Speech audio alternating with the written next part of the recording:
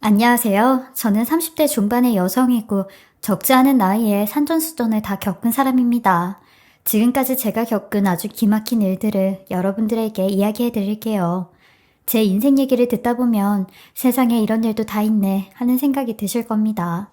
사실 저도 이곳에 사연을 쓰기까지 많은 용기가 필요했는데요. 이렇게 속 얘기를 해서 제 예전의 기억이 치유되길 하는 마음에 꺼내놓게 되었습니다. 저는 아주 평범한 삶을 살았어요. 뛰어나지도 그렇다고 모자라지도 않은 삶을 살았는데 이런 제 삶에 늘 빠지지 않는 사람이 있었는데 그건 바로 20년지기 저의 가장 친한 친구였어요. 이 친구는 저와 같은 동네에서 자라 초등학교, 중학교, 고등학교까지 같이 다녔는데 내성적인 성향의 저와는 달리 이 친구는 늘 활발하고 주변에 사람들이 많았어요. 그래서 저 또한 이 친구와 함께 있으면 늘 재미있는 일이 많았는데 덕분에 학창시절이 심심하지 않았죠. 어릴 땐 마냥 노는 게 재밌고 노는 애들과 몰려다니는 게 좋았는데 고등학교에 진학하면서 저희 아버지 사업이 무너지게 되었고 집안이 쫄딱 망하게 되었어요. 망해버린 집과 무기력해진 부모님을 보니 저라도 정신을 차려야겠다 생각이 들었고 그때부터 정신 차리고 공부에 매진을 하게 되었어요. 공부를 못했던 저도 이 길밖에 없다 생각을 하니 반에서 3, 4등을 다투는 모범생이 되었죠. 하지만 제 절친인 친구는 저와는 달랐어요. 중산층 가정에서 속 편하게 공부하는 담을 쌓으며 여전히 노는 걸 즐기면서 노는 친구들과 무리를 지어 다녔죠. 그럼에도 저와는 계속 우정의 끈을 이어나갔는데 친구와 저의 사이를 보곤 선생님들도 다들 신기해했어요. 어쩜 이렇게 성향이 다른 애들 둘이 친한지 모르겠다고요. 반대가 끌린다고 서로 다른 취향과 성격 때문인지 둘이 잘 맞는 부분이 많더라고요. 그리고 친구 또한 공부하는 절 방해하거나 나쁜 길로 유혹하는 건 없었기에 저도 이 친구와 20년 지기로 잘 지낼 수 있었죠. 그렇게 저희는 서로에게 도움된다고 여기며 부모님한테도 털어놓지 못하는 속 얘기부터 집안 사정까지 다 이야기하곤 했는데 학창 시절을 거쳐 20살 성인이 되자마자 저는 친구의 엄청난 비밀을 듣게 되었어요.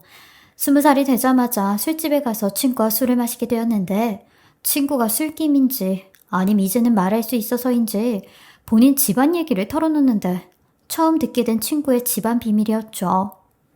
선미야, 사실 우리 아빠 내 친아빠 아니다.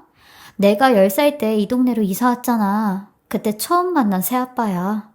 우리 엄마가 나 9살 때 우리 친아빠로부터 몰래 도망쳐 나왔거든. 친아빠 성격이 완전 짐승만도 못한 놈이어서. 그래서 엄마가 나만 데리고 도망쳐 나왔어. 내 쌍둥이 오빠는 집에 그냥 두고. 나 사실 외동 아니고 쌍둥이 오빠 하나 있어. 다행히 친아빠가 쌍둥이 오빠는 남자라고 애지중지해서 엄마가 나만 데리고 나온 거고. 뭐라고? 어머, 주희야. 나는 여태 너한테 이런 사정이 있는 줄 몰랐어. 맨날 우리 집 힘든 얘기만 너한테 징징거리면서 했지. 정작 나는 네가 이런 사정이 있는 줄 알아주지도 못하고. 미안해, 주희야. 야, 박선미, 뭐가 미안해. 내가 일부러 너한테 이런 말 안 한 건데. 쪽팔리잖아. 남들이 나를 얼마나 불쌍하다고 하겠냐? 게다가 친구들이라도 알아봐라. 근데 근 10년 넘게 봐온 너는 괜찮을 것 같아. 내 비밀 얘기해도. 어디 가서 내 얘기 소문 안 낼 거 다 아니까. 맨날 지 혼자만 용감한 척하고 씩씩한 척하더니 왜 여태 말을 안 했어?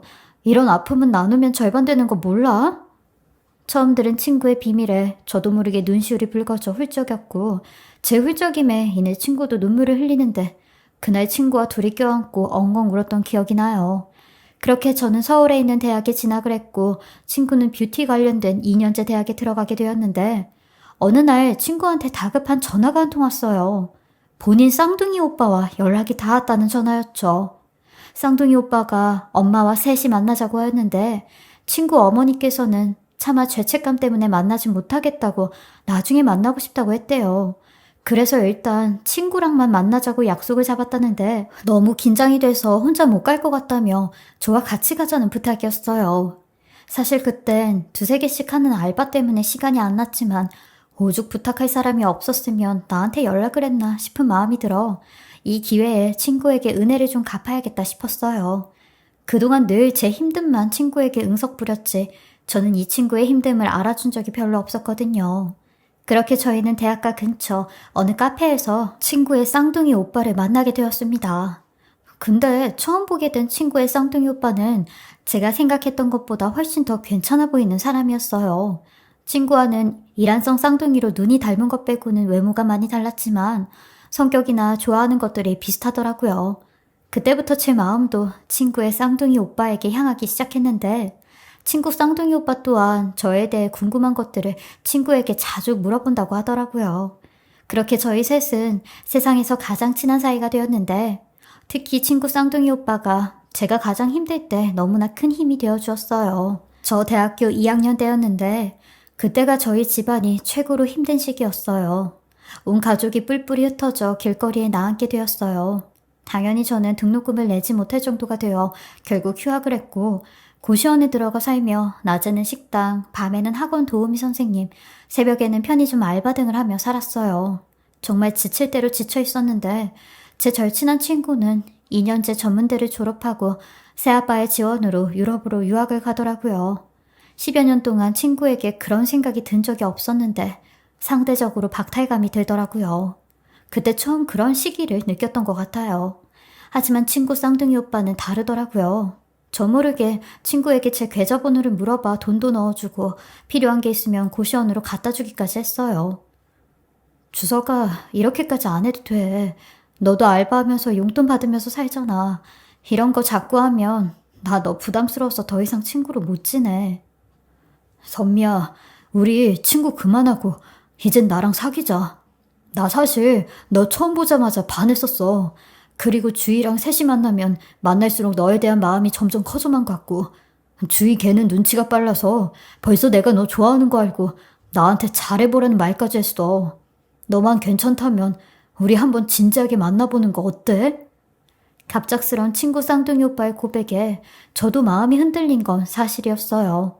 하지만 괜히 친구의 오빠와 사귀었다가 나중에 헤어지기라도 하면 친구와의 우정에도 금이 갈까 무척이나 고민스러웠습니다. 친구는 제 고민에 바로 옆에 있지 못하는 자신을 대신해 자기 오빠가 저를 지켜주었으면 좋겠다는 말까지 하는데 이 두 남매가 이렇게까지 나를 무척이나 생각하는구나 싶은 감동이 물밀듯이 밀려들어왔어요.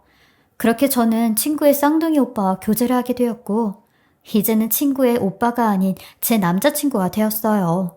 저는 남자친구의 2년 군대도 기다려주었고 대학 졸업도 기다려주었으며 알코올 중독으로 돌아가시게 된 친구와 남자친구의 친아버지 상도 함께 해주었어요. 외국에서 잠깐 나온 친구는 드디어 본인 친아버지가 돌아가시게 됐다며 홀가분하다고 하였는데 남자친구는 아닌 듯 했어요. 아무래도 20여 년 넘게 본인을 키워주신 아버지니 좀 더 애틋한 마음이 드는 것 같았죠. 그러는 사이 저는 아직까지도 대학 졸업을 하지 못해 혼자 아둥바둥 알바로 삶을 연명해 나가고 있었어요. 그 무렵 친구도 4년간의 유학생을 마치고 한국에 돌아오게 되었는데 외국물이 잔뜩 든 친구는 나이가 들었음에도 클럽을 밥 먹듯 돌아다니더라고요. 그 모습에 남자친구는 본인 쌍둥이 동생이지만 이해가 가질 않는다며 속 편하게 산다고 나무랐는데 저는 원래 친구의 본 모습을 아니까 그러려니 했어요. 남한테 피해만 안 주면 되는 거 아니냐고 했네요. 나도 여유가 있으면 주희 너처럼 살아보는 것도 재밌을 것 같다고요. 그러니 친구는 제 팔짱을 끼며 아무래도 선미 네가 우리 새언니가 돼야 할까 봐. 나 이해해주는 사람은 우리 선미밖에 없다니까. 너 영감 같은 울 오빠랑 결혼하면 안 돼?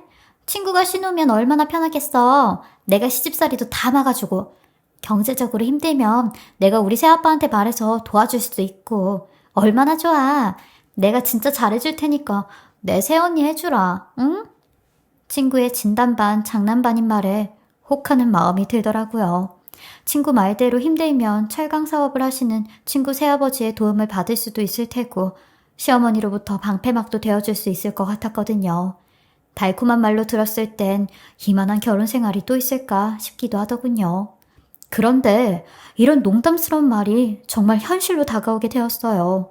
남자친구가 새아버지의 철강 회사에 취직을 하자마자 제게 프로포즈를 하게 되었거든요. 이제 고생 그만하고 나랑 결혼하자. 나랑 결혼하면 우리 부모님한테 말씀드려서 너 대학 졸업까지 시켜달라고 할게. 그리고 나서 너 하고 싶은 일 하면서 편하게 살아. 사실 맨날 저녁에 헤어지고 나면 너 혼자 좁은 고시원에서 웅크려 자는 거 떠올라서 내가 미안해서 잠도 안 와. 이 정도로 오래 봤으면 나 괜찮은 사람 아니야? 라는데 남자친구의 말에 솔직히 많이 흔들렸어요. 28 먹고 고시원 생활하는 것도 너무 힘들었고 알바에서 3분의 1을 부모님에게 빚 갚으라고 드리는 것도 너무 지쳐 있었어요. 외동인 제가 갑자기 부모님의 짐까지 짊어져야 한다는 사실이 버거웠거든요. 게다가 대학 졸업도 못하고 있으니 진퇴양난으로 그게 제일 큰 걱정거리였어요. 그래서 저는 남자친구의 그 제안을 냉큼 받아들였습니다. 솔직히 고마웠고 남자친구의 줄이 제 동아줄이라 생각이 들었어요. 나를 살려줄 사람은 이 사람밖에 없다고요. 또 친구에게도 너무 고마웠죠.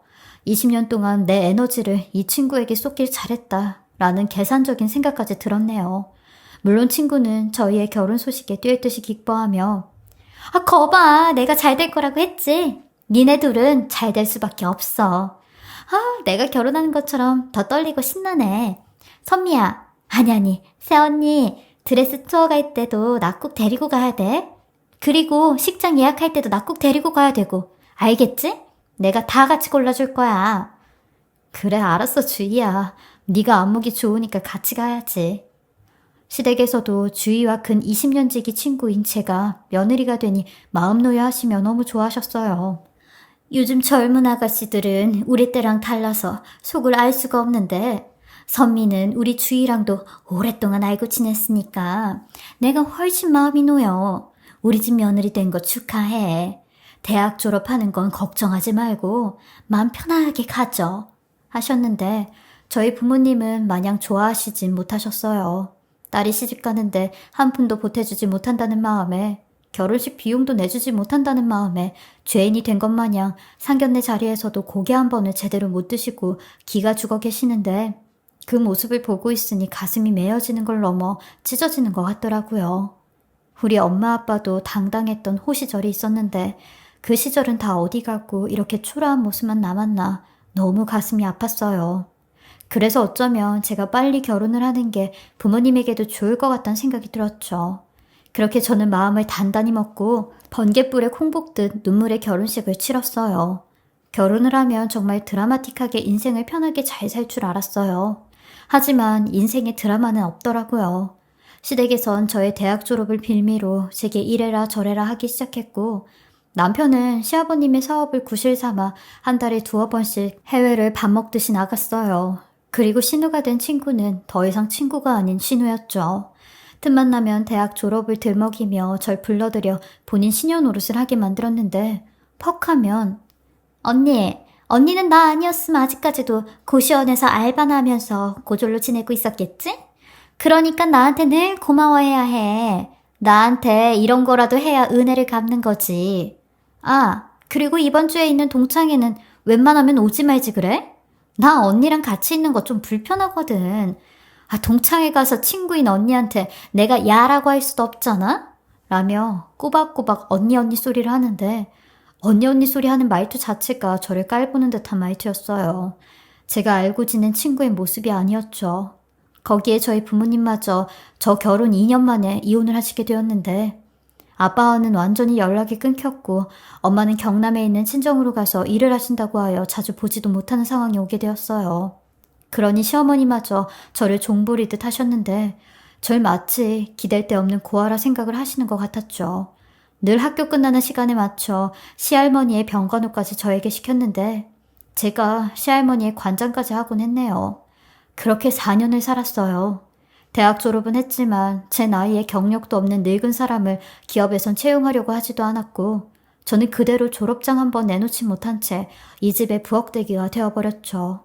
그래도 제가 이 집안에 정부치고 살 수 있었던 게 그나마 남편이 있기 때문이었어요.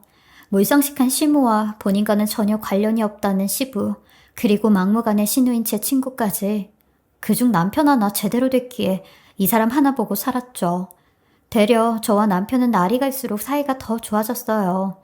그런데 이렇게 사이가 좋은데도 결혼 생활 4년 동안 저희 부부한텐 아이가 찾아오지 않더라고요. 딱히 임신을 피하려고 노력을 하지도 않았는데 이상하게 아이가 생기지 않았죠. 남편은 제가 임신 얘기를 할 때마다 내가 바빠서 당신하고 시간을 잘 못 보내잖아. 아이 갖는 건 조금만 천천히 생각해. 일단은 내가 새아버지 사업 물려받아야지. 그러려면 내 능력을 빨리 보여드려야 돼.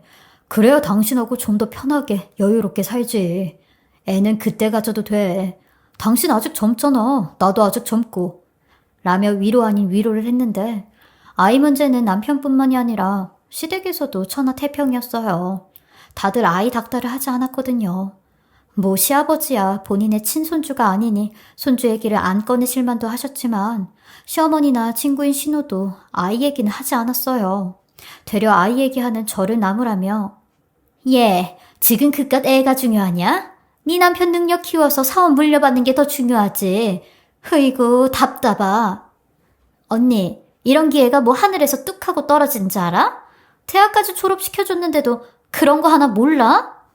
처음엔 보수적인 시댁 식구들이 아이 이야기를 꺼내지 않아 날 위해서 말을 안 하는 건가 싶었는데 저 말을 들으니 역시나 본인들 이익을 더 중요시 생각하는 인간들이구나 싶었어요. 그러던 주말 남편의 생일날이었는데 그날도 어김없이 남편은 본인의 생일마저 잊고 회사로 급히 출근을 하였어요. 뭔가에 홀린 듯 급한 연락을 받고 반바지에 슬리퍼 차림으로 나가며 저녁에 시댁에서 보자는 말만 남긴 채 후련히 떠났어요.